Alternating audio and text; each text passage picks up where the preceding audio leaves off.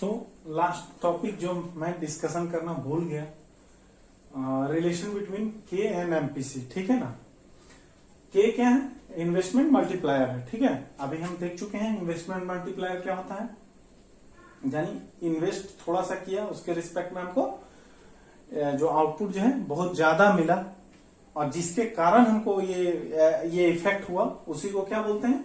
Investment multiplier. जिसके कारण जो है कम इन्वेस्टमेंट से जो है थोड़ा सा इन्वेस्टमेंट करने से मल्टीपल टर्म में हमें आउटपुट मिला, ये इसी के कारण इन्वेस्टमेंट मल्टीप्लायर के कारण मिलता है। ठीक है, तो इन्वेस्टमेंट मल्टीप्लायर का रिश्ता किसके साथ? एमपीसी के साथ, मार्जिनल प्रोपेंसिटी टू कंज्यूम और मार्जिनल प्रोपेंसिटी टू सेव के साथ क्या रिश्ता है। ठीक है, ये हम इसमें देखेंगे। ठीक है, तो इसका रिश्ता क्या है? इन्वेस्टमेंट मल्टीप्लायर के से डिनोट करते हैं। के इक्वल टू क्या होता है? 1 बाय, ये हमेशा याद रखना है, के इक्वल टू होता है 1 बाय 1 माइनस एमपीसी, या के इक्वल टू 1 बाय एमपीएस। ठीक है, क्योंकि 1 माइनस एमपीसी क्या होता है? एमपीएस होता है। एमपीसी प्लस एमपीएस क्या होता है? 1 होता है।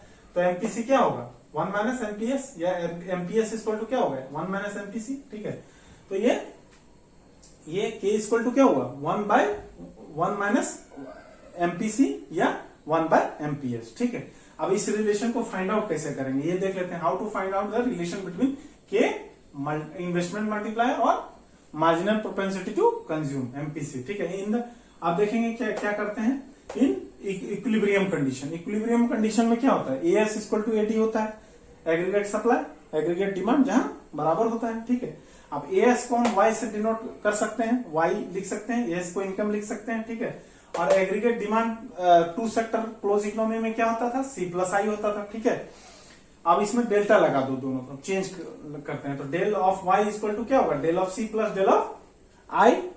अब क्या करें? अब इसको इधर ले आते हैं, del of Y minus del of C, तो डेल ऑफ आई मिल गया हमको, यानी चेंज इन इन्वेस्टमेंट मिल गया हमको। ठीक है, ये इक्वेशन हमको मिल गया। अब हम क्या करेंगे? के इक्वल टू क्या हम पढ़े इससे पहले? इन्वेस्टमेंट मल्टीप्लायर क्या होता है? Change in income divided by change in investment, यही हम पढ़े। ठीक है, तो अब ये क्या है? दिस अब ये क्या होगा? Del of Y. अब डेल ऑफ आई निकाले हैं, तो इसको पुट कर देते हैं यहाँ पे। डेल ऑफ आई की जगह क्या पुट करेंगे? Del of Y minus del of C. अब क्या करेंगे? नॉमिनेटर और डिनोमिनेटर को में डेल ऑफ वाई से डिवाइड कर देते हैं। ठीक है, तो del of Y divided by del of I. अब यहाँ del of Y divided by del of I, del of C divided by del of I. अब क्या हो गया? डेल बाय कट गया, 1 हो गया। फिर यहाँ भी डेल बाय कट गया, 1 हो गया। अब del of C by del of Y, ये क्या होता है? Del of C by del of Y. MPC क्या होता था? Change in consumption divided by change in income, यही होता था एमपीसी। यानी 1 बाय 1 माइनस एमपीसी, और 1 माइनस एमपीसी क्या होगा? 1 बाय एमपीएस भी लिख सकते हैं। तो ये हमारा रिलेशन फाइंड आउट हो गया किसके किसके बीच में? इन्वेस्टमेंट मल्टीप्लायर और मार्जिनल प्रोपेंसिटी टू कंज्यूम के बीच में। ठीक है, अब हम 2 एग्जाम्पल लेंगे, उसके माध्यम से समझेंगे कि एमपीसी और के में डायरेक्ट रिलेशन है। यानी कहने का क्या मतलब है? जैसे जैसे के बढ़ेगा एमपीसी बढ़ेगा,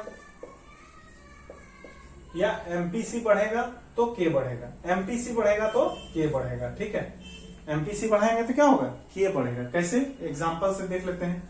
ठीक है, पहले ले लेते हैं 0.5। ठीक है, एमपीसी क्या ले लेते हैं पहले? मान लो हम ले लेते हैं एमपीसी 0.5 ले लेते हैं एक बार। ठीक है, और दूसरे बार में क्या लेते हैं? एमपीसी 0.8 ले लेते हैं। ठीक है ना, तो अब यहाँ क्या के क्या हो जाएगा? के इक्वल टू क्या होता है? 1 बाय 1 माइनस एमपीसी, और ये क्या दिया है हमारा? 1 बाय 1 माइनस कितना दिया है? 0.5। तो कितना होगा? ये हटेगा तो क्या होगा? ये 0.5 छोड़ो ना, ऐसे छोड़ दो इसको, रुको। ये क्या हो जाएगा? 1 बाय 0.5, ये इसको इधर ले जाएगा तो क्या होगा? यानी ये 2 आ गया। ठीक है, 2 आया इसमें। अब इसमें क्या करते हैं?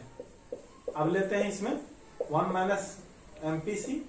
ठीक है, ये क्या है? 1 बाय 1 माइनस 0.2, ये क्या हो जाएगा? सॉरी 0.8 है, तो ये 1 बाय 0.2, ये उड़ा ऊपर हो गया 10, ये हो गया 5।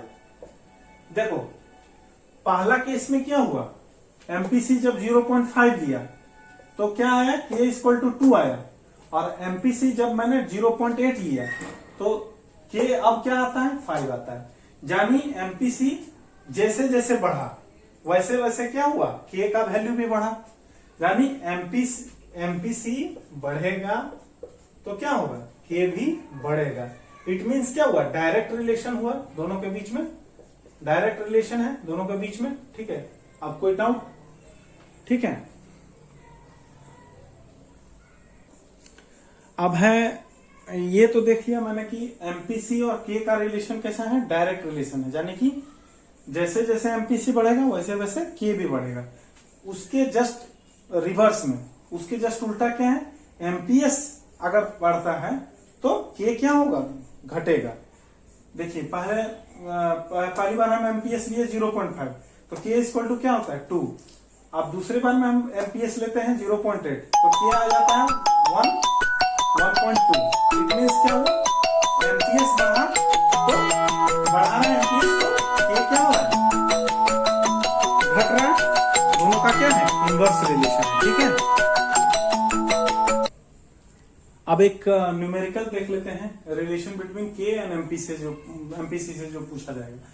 क्वेश्चन क्या है, एमपीसी इक्वल टू 0.5 दिया है, डेल ऑफ वाई दिया है, ये 1000 डेल ऑफ आई दिया है, जो है हमको फाइंड आउट करना है। डेल ऑफ आई क्या है, फाइंड आउट करना है।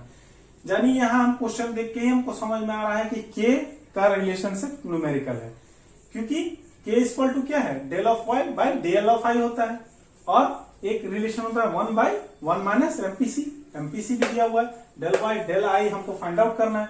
यानी के का वैल्यू निकल जाएगा, के का वैल्यू 1/1 माइनस एमपीसी, एमपीसी तो दिया हुआ है 1/1 माइनस 0.5, ये 2 आ गया वैल्यू। ठीक है, के का। अब के इक्वल टू क्या होता है, के equal to del of Y by del of I भी होता है। ठीक है, तो डेल ऑफ वाई दिया हुआ है, ठीक है, पुट कर दिए। अब डेल ऑफ आई हमको 2 के तो फाइंड आउट कर ही लिए, अब डेल ऑफ आई हमारा निकल जाएगा 500। ठीक है, तो ये क्वेश्चन देख के ही समझ में आ जाएगा कि के रिलेशन पे बेस्ड ये न्यूमेरिकल दिया हुआ है।